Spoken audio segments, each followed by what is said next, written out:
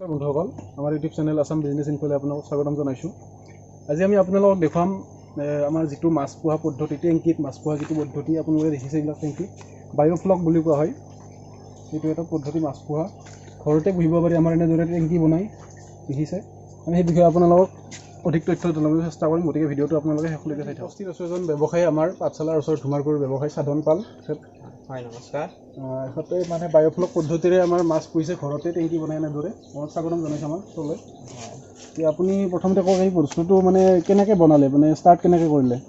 এইটো মই লকডাউনৰ আগতে জানুৱাৰী মাহত কৰিছিলোঁ, প্ৰশিক্ষণ লৈছিলোঁ। বেংগলৰ মুৰ্ছিদাবাদ বুলি ঠাই এটা আছে, তাৰ পৰা। তাৰপিছত দেৰিয়ে হ'ল, আজি 7-8 মাহে হ'ল আৰম্ভ কৰা। মই এটা বেচ বিক্ৰী কৰিলোঁ, কাৱৈ মাছ দিয়া হৈছিল, আৰু এইটো আৰু নতুনকৈ দিয়া হৈছে মাছ।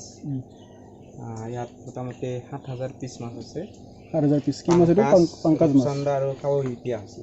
অলপ ডাঙৰ হোৱাৰ পিছত এই টেং চাইজ এইবিলাক ৰেডি হোৱাৰ পিছত মানে বাছনি কৰি বেলেগ বেলেগ কৰি দিয়া হ'ব। চিমেণ্টৰ গেছ মৰাৰ কাৰণে কলৰ দিয়া হৈছে আৰু গোবৰ দিয়া হৈছে। এইবিলাক টেংকিবিলাক আপুনি কি চিমেণ্ট আৰু চিমেণ্টৰ কৰিব পাৰি, নহ'লে আৰু তাৰ পিলনৰ কৰিব পাৰি। এইটো তাৰপিলিন নহয়, এইটো তিৰপালৰ।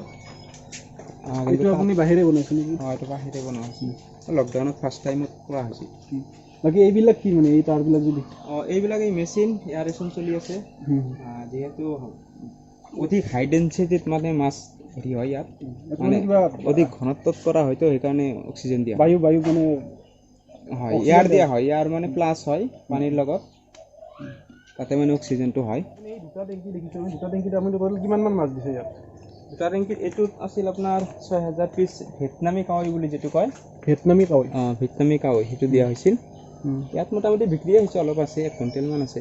বাকী 4 কুইণ্টেল মাছ বিক্ৰী হ'লে অলৰেডি। কিমান মাহ মানত ডাঙৰ হয় মানে দিয়াৰ পিছত? ডাঙৰ এইটো আপোনাৰ 100 পৰা 70 গ্ৰামৰ পৰা 100 গ্ৰাম হয়, বেছি হয়। দিন কিমান দিন লাগে?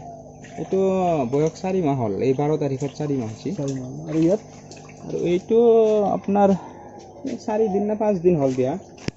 ইয়াত পাংকাজ আছে 200 পিচ, ৰূপচান্দা আছে আপোনাৰ 2,000 পিচ, আৰু এই ভিয়েটনামী যিটো কাৱৈ সেইটো আছে আপোনাৰ 4,000 পিচ। আপোনাৰ এতিয়া টোটেল এই বস্তুখিনি যে বনালে, আপোনাৰ খৰচ কিমানমান হ'ল টোটেল? খৰচ আপোনাৰ ধৰক, মইতো চিমেণ্টৰ বনাইছোঁ, অলপ খৰচ বেছি হৈছে। এইটোত খৰচ কম হৈছিল, এইটোত বহুত খৰচ কম হয়। কিন্তু আপোনালোকে টাৰ্পলিনৰ যদি কৰে, টাৰ্পলিনৰ কৰিলে খৰচ গমেই পায়। মোটামুটি যিসকলে ইউটিউব চাই থাকে, 14,000 বা 13,000ৰ মাজত টেংকি হৈ যায়। এটা ছেটত মোটামুটি মেচিন লৈ 20,000 পৰা 22,000 টকাত ক্লিয়াৰ হৈ যায়। মানে এটা টেংকি মানে এটা ছেট, মানে এটা টেংকি এটা ছেটত 20,000 পৰা 22,000 টকাত ক্লিয়াৰ হৈ যাব। বাকী আৰু মাছ যিমান দিয়ে সিমান আৰু মানে আপোনাৰ এটা টেংকিত মানে মেচিন চেচিন গোটেই ধৰি 20,000-22,000 টকাত হৈ যায়। বাকী আপোনাৰ এই যে মাছ কিমান দিয়া বুলি ক'লে? ইয়াত মোটামুটি 7,000 পিচ আছে। 7,000 পিচ বেচিবাৰ কিমান দিনৰ পিছ বেচিব পৰা হ'ব? এইটো যিটো পাংকাজ আৰু এইটো পাংকাজটো অলপ দেৰি হ'ব, মোটামুটি 7-8 মাহ লাগি যায়। 7-8 মাহ। কিমানমান ডাঙৰ হ'ব এটা মানে 7-8 মাহৰ ভিতৰত? 7-8 মাহ কেজি হ'ব লাগে। কেজি হ'ব মানে পুখুৰীত যিটো মাছ পোহে, পুখুৰীতকৈ ইয়াত মানে বেছি সোনকালে ডাঙৰ হয় নেকি? মানে সোনকালে ডাঙৰ হয়। ইয়াত খাদ্যটো নষ্ট নহয়, খাদ্যটো কমো লাগে আপোনাৰ। খাদ্য কি দিয়ে ইয়াত? ইয়াত এই দানা মানে মাছৰ যিটো মাছৰ দানা।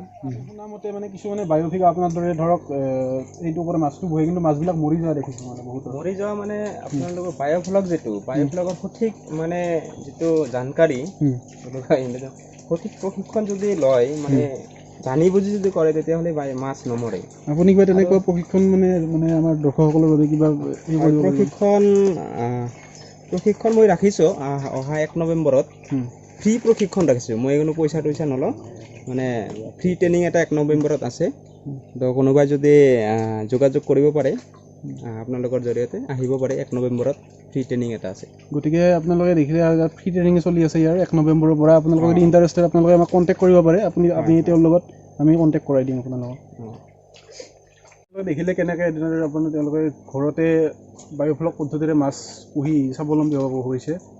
আৰু আমাৰ এজন দাদা যিহেতু সাধন পাল, তেখেতৰ এটা নিজা ইউটিউব চেনেল আছে, যে মানে এই বিষয়ে বায়'ফ্লকৰ বিষয়ে বিতংকৈ তাত দিছে ভিডিঅ' বনাই। আপোনালোকৰ চেনেলটো ডেছক্ৰিপশ্যন দিয়া থাকিব, আপুনি ছাবস্ক্ৰাইব কৰি ল'ব।